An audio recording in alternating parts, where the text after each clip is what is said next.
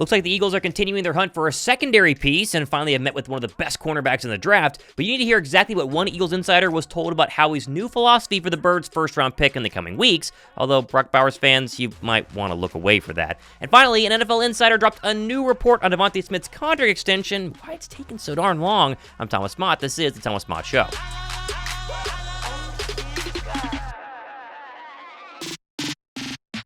Now, my job has always been to keep you informed on everything going on with the Eagles, and while there isn't any official Devontae Smith contract extension, which I know we're all waiting for, there was an update from a very reputable source in ESPN's Jeremy Fowler this morning, who tweeted, quote, "Sides have been in contact on a potential deal for a while. Smitty has been willing to stay patient, due in part to all the big money wide receiver deals that could come down the pipe soon." Now, this isn't anything particularly new. We'd been kind of assuming that this was the whole deal, is why Devontae Smith has not been extended yet. He's waiting for all these other wide receivers, but this is the first real report on it, and so I guess we all were right all along. But this whole issue is actually greater than I think a lot of us realize. There are actually 8 other receivers, not counting Devontae Smith, who want big paydays, including Nico Collins, Jalen Waddle, CeeDee Lamb, Justin Jefferson, Amon-Ra St. Brown, Brandon Ayuk, T. Higgins, and yes, Jamar Chase. And of course, no one wants to be the first out of this 9 group of star wide receivers to get paid, because that means you're probably going to get the cheapest contract out of them all. Although Philadelphia does continue to hold some leverage, because on May 2nd, they can opt into Smitty's 5th-year option at just about $15 million a year in 2025,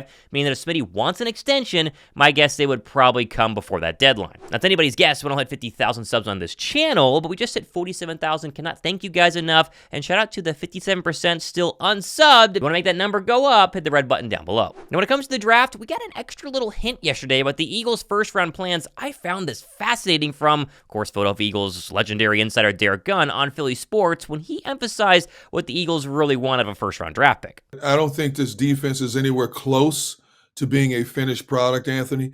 And I will tell you this from what I know about talking to people on the inside. The first couple of picks that they draft this year, they want players that can come in and play now. They don't want project players. They have a lot of room. There's a lot of jobs wanted for that defense. When you lose, you're stabilizing force to retirement at Fletcher Cox. When you lose your best edge rusher in a Hassan Reddick, you have gaping holes to fill in that defense. I don't think there's any position on this defense except maybe Darius Slay and CJ GJ that are just set right now for this team. Well, Avonte Maddox coming back will be your slot corner. I love Avonte Maddox. His biggest problem is he can't stay healthy. But I think outside of that, I think it's wide open in terms of what this defense is going to look like in a Vic Fangio-type defense. And so I agree with you. I think they have to get an edge rusher, and they have to get another corner. Although I do believe, and I've said this on a number of platforms, the kids they have in-house, like the Keely Ringos, the Eli Ricks, and when Sidney Brown is healthy. Ringo. I do too. I love his aggressiveness.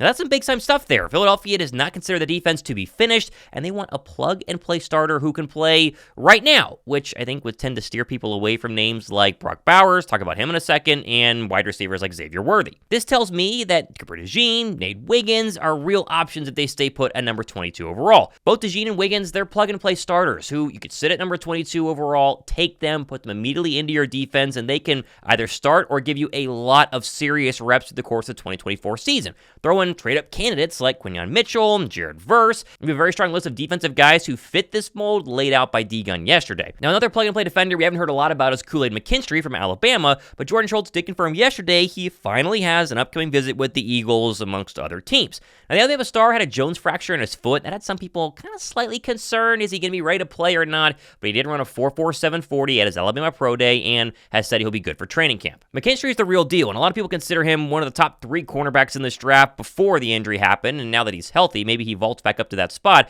But the good news is Philadelphia is taking a good look. They're meeting him in for a top 30 visit, which we know Philadelphia values their top 30 visits very, very highly, especially recently. But whether you like McKinstry or not, he's another name on these plug-and-play defenders, especially in the secondary, that is added to a massive pool that Philadelphia is going to have their pick of the lot from. And we talk about trading up all the time. I think there's a real possibility of going and get your guy like a Quinyon Mitchell. But if you just want to sit at 22, take the best defensive player available, there are going to be a lot of names for Howie and company to pick from. Now, of course, the D-Gun defensive player in round 1 report does kind of kill the idea that a lot of you guys in my comment section love in Brock Bowers being a target for the Philadelphia Eagles. And Bowers is someone I'm fascinated about because you guys love him so much, and so I asked Bleeding Green Nation editor-in-chief Brandon Lee Gowton this morning in an interview about his thoughts on the Georgia tight end. Yeah, I don't think he'll be there, and if he's as good as everyone says he is, he probably shouldn't be there on the board when the Eagles are picking. But yeah, I do agree that while it could be fun in theory when you're looking at your, like Bleacher Report graphic of who's stopping this offense, all the Eagles players there, that looks nice on paper. I get it. It does. It's fun in Madden. I think the reality of it, though, isn't as exciting when you get to the regular season and then there's only so many targets to go around anyway. And how do you incorporate this guy? And some of the really, and this isn't the only reason to blame. I'm not saying 12 personnel is totally bad. That does have a place. But when you go too heavy on it, you kind of resemble those 2018, 2019 Eagles offenses, which really just lacked any kind of explosiveness. And, it's a tool to have, but when your offense is built around that, don't quite love that. So, yeah, I don't think it's the most likely thing. And I think that's more of a luxury pick where I don't think you really can afford that luxury. Now, my full conversation with Brandon will drop tomorrow. Be sure to sub for that. We went for about 20, 25 minutes on all the different Eagle conversations. He's very, very upset about the trade of Hassan Reddick, which we're going to get into obviously tomorrow, so stay tuned for that. I thought his take was honestly very interesting and kind of made me a little bit more upset than I had been the past couple of days and weeks when I was kind of pro getting rid of Hassan Reddick due to age and contract. But either way, that's going to go ahead and drop tomorrow. Be sure to go ahead and check that one out. Brandon's one of the best in the business and definitely knows his Eagles. And don't forget, Philadelphia just signed another tight end yesterday in CJ Uzomah, which we talked about, but despite being 31 years old, 6'5", 106 games in 9 seasons, he doesn't have a ton of career yards and catches that you see on your screen here from ESP, but he still has been very, very reliable and is someone who can both block and pass catch and will actively compete for a roster spot going forward in 2024. Plus, are we forgetting about Albert O? Remember the superstar in the making tight end who basically made a couple of nice catches with the Denver Broncos, and we all thought maybe was going to be a star, but the Eagles did go ahead and give him another contract, so he's going to be here. He's still on the roster, so is Grant Calcaterra, and